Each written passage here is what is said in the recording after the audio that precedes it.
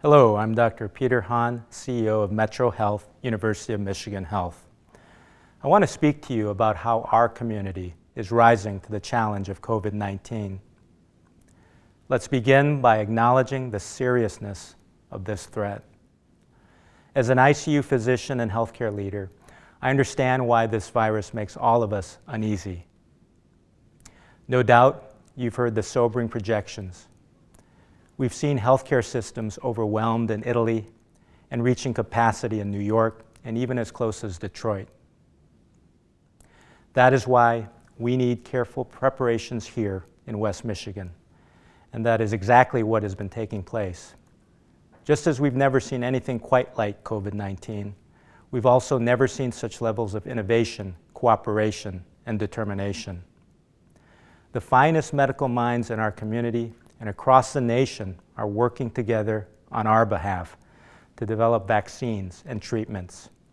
Brave and tireless healthcare workers are being joined by an army of civic-minded people from all walks of life, people like you, resolved to do their part.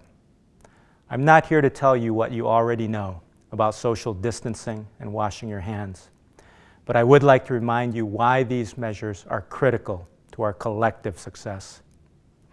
By limiting the spread of coronavirus, you are buying precious time, not only for our healthcare systems and your neighbors, but for scientists around the world racing to find treatments and vaccines.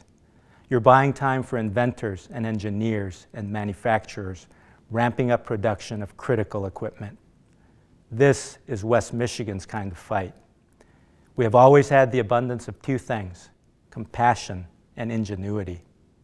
Now is the time for both as we join the global search for solutions and the global fight against coronavirus.